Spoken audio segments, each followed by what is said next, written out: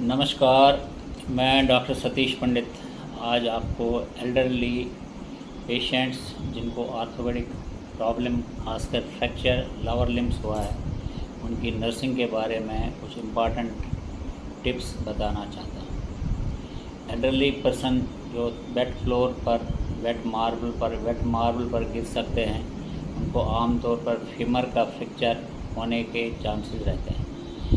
एक आध बार फीमर के बजाय में उनका पेल्विक फ्रैक्चर भी हो सकता है।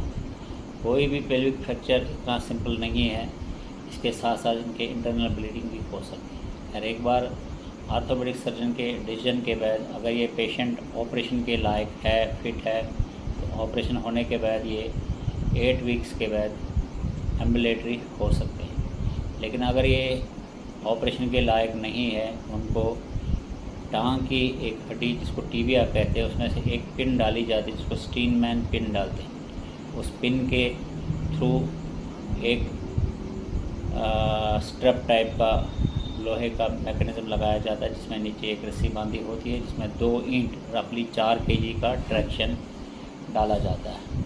नीचे वाली टांग को सराहने के ऊपर पिलाया जाता है, ऊपर चढ़ाया जाता है। पहले एक लोहे के ट्रैक्शन मैकेनिज़्म आता है जिनको बोलते हैं, जो अब धीरे धीरे ऑब्सलीट हो गए। तो पेशेंट को एक अल्फा मैट्रेस जिसमें एयर भरा होता है ताकि पेशेंट के चमड़ी पर डिफरेंट एरियाज़ में डिफरेंट प्रेशर पड़े। ये मशीन से ऑपरेट होता है और उसमें हवा भरी जाती है ताकि बेड सोर ना हो। ओल्ड एज में 3-4 चीज़ों का ध्यान रखना है। एक तो छाती का, बैक का, पेशाब की नलकी का और खाने पीने का। जहाँ तक बैक का सवाल है उसके लिए एक तो अल्फा मैट्रेस या एयर मैट्रेस यूज़ किए जाते हैं।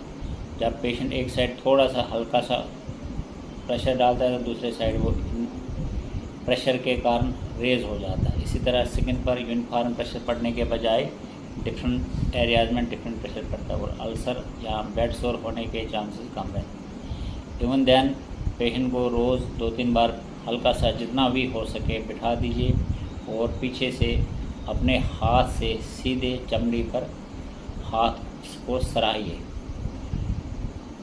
जैसे हम बच्चे को मालिश करते इसमें कोई तेल वेल नहीं लगाना, सूखे हाथ से सूखे चमड़ी पर सराहिए। और आप टैल्कम पाउडर भी यूज़ कर सकते हैं। इसी तरह पेशेंट अपनी हिप्स को ऊपर रेज करके बटक्स एरिया को आप अपने हाथ से सराहिए दिन में 2-3 बार। इसमें एक तो हवा मिलती है, ड्राइनेस रहती है और अल्सर होने के चांसेस कम रहते हैं।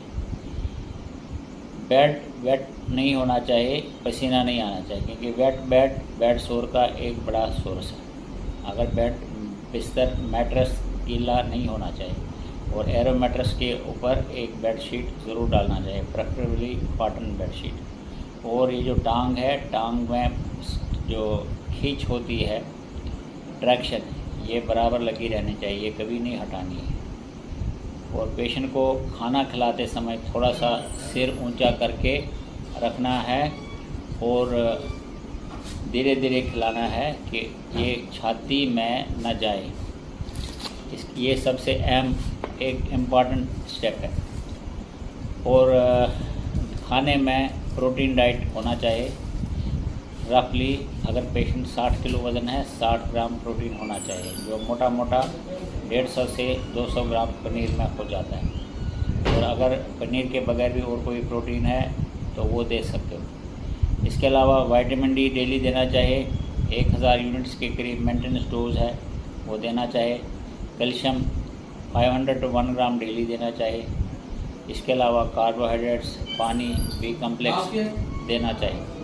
ये साथ होते होते ये न्यूट्रिशन को केयर है। फिर अगर पेशेंट खुद बाथरूम करता है तो उसको एक कुंडम कटर लगा दीजिए। अगर बाथरूम खुद नहीं करता है कुंडम करके, इस एज में यूजुअली प्रोस्टेट बढ़ गया होता है और प्रोस्टेट बढ़ने के कारण इनको लेटे लेटे पेशाब करने में दिक्कत आती है। इस सूरत में अगर कुंडम कैटर से पेशेंट पेशाब नहीं करता है तो इनको इंडिवेलिंग कैटर डालना होता है। इंडिवेलिंग कैटर पूरा एहतियात से अंडर ऑल सेप्टिक प्रिकॉशन और कैटर केयर में स्टेराइल ग्लव्स लेके बीटाडिन लोशन लेके स्ट्राइल गाज पीस पर जो लिंग के बाहर कैटर का पोर्शन होता है उसको डेली अच्छी तरह साफ़ करना है। इसमें आप ऑइंटमेंट भी लगा सकते हो। और लैट्रिन के बाद जो लैट्रिन के लिए उनको कमोड, जो बेड साइड पैन या कमोड कहते हैं, उसमें लैट्रिन करानी है। उसको बाथरूम टॉयलेट के लिए नहीं लेना है। बेड साइड कमोड पर ही या बेड पैन पर ही लैट्रिन होनी है। और लैट्रिन होने के बाद जो लैट्रिन का रास्ता उसको ऐसे साफ़ करिए कि वो ज़्यादा गीला ना हो, और गीला अगर हो भी जाए उसको ड्राई कर दें, क्योंकि गीला चमड़ी मीन्स जख्म। अनदर स्टेप जो बहुत इम्पॉर्टेंट है, जो नीचे की टांगें होती है उनमें हम गैस्ट्रोक्नेमियस मसल होते हैं, जो टांग के गोडे के नीचे का हिस्सा होता है, उसके पीछे जो मांस होता है उनको पेरिफेरल हार्ट बोलते हैं। जब पेशेंट लेटा रहता है इनमें खून जमा होता है, और अगर खून जमा हो गया ये धीरे धीरे कुलाट बन सकता है। कुलाट बनने की सूरत में उनमें एक परेशानी आ सकती है जिसको एम्बोलिज्म कहते हैं। इसलिए ऐसे पेशेंट को 2-3 बार इनके गैस्ट्रोक्नेमियस मसल को या काफ मसल को दिन में 5-5, 10-10 मिनट के लिए 2-3 बार दबा दीजिए। और जो पैर है, पैर को उनको बोलिए अप एंड डाउन हिलाते रहे, जितनी बार हो सके उतनी बार करते रहे। ये एक इम्पॉर्टेंट इंस्ट्रक्शन है, इम्पॉर्टेंट डायरेक्शन है। इतना सारा करने के बाद उसके बाद कभी कभार अगर पेशेंट को खांसी होती है तो पेशेंट को बिठा के छाती को हल्का सा थपथपाए, ताकि जितना भी बलगम है वो निकल जाए।